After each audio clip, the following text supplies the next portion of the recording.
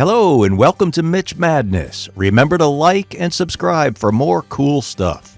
This is the first episode of the van series, 79 Dodge B200 van, the best vehicle I've ever had. In this episode, I'm just going to fill you in on the history of the van and show some of the amazing places we have been. I bought the van in 1987 from a young woman in Brantford, Connecticut. She was the second owner. It was originally sold in Boulder, Colorado. In the summer of 1987, my rock band moved to Los Angeles. I followed in September and spent about 6 days on the road alone. I stayed for a weekend in Indianapolis to go to the NHRA U.S. Nationals drag races. I continued west on I-70, spent 2 nights in Vegas, and ultimately landed in Long Beach, California. When in LA, I lived in Long Beach, Hollywood, and Burbank. The van has been to tons of cool places out there and carried my drums to gigs at most of the hot rock clubs in LA. I did a lot of camping in the van, mostly at beautiful spots in the mountains of the Angeles National Forest. Had some more Vegas and Palm Springs trips too. A front row parking spot for the Rose Bowl parade was another notable weekend. In 1995, I decided to head back to Connecticut. This would be a 6,000-mile journey. The engine was tired by this time, so I was able to use the resources I had from working at Chrysler dealerships, and I put a nice rebuilt engine in it. I then headed north into Santa Barbara and did the 17-mile drive in Monterey.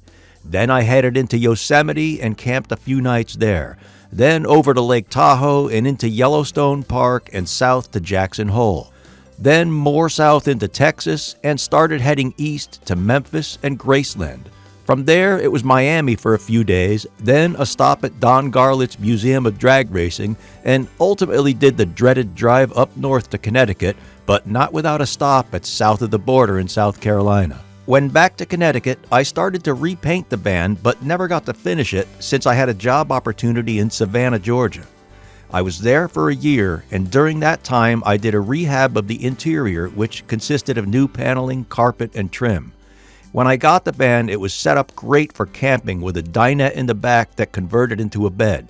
Believe me, I spent many nights sleeping in it in a lot of cool places. I was in Savannah for only a year and then headed back to Connecticut for another fire department job. This would be my home until now.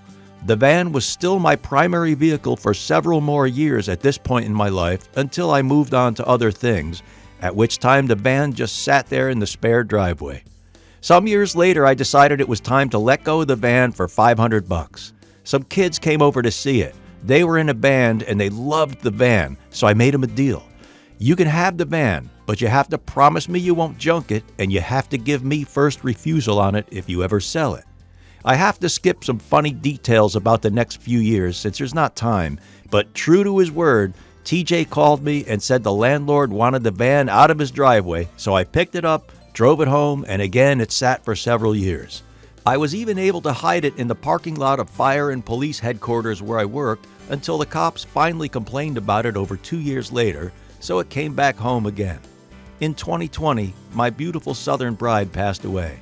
At this time, she had a Mustang that she loved, and I was in my Subaru Baja, and in 2023, I decided to sell the Mustang. This meant that the van would be promoted to being my spare car instead of the Mustang, so I did a lot of work to it to get it back on the road reliably again, mostly repairing bad electrical connections and stuff like that.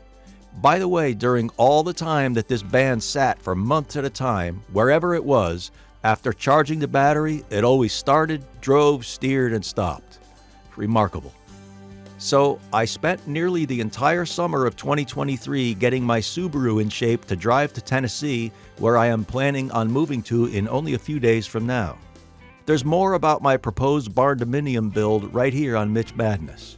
Then, on Christmas Eve, the engine blew in the Subaru. This meant I had to thrash on the van because now it was my primary vehicle once again. I did a tremendous amount of work on the van since the first of the year, much of which you will hear about in forthcoming episodes. As I write this, on February 25th, 2024, the van is 100% ready to travel to Tennessee other than an oil change. I will try to do some quick updates while on the road.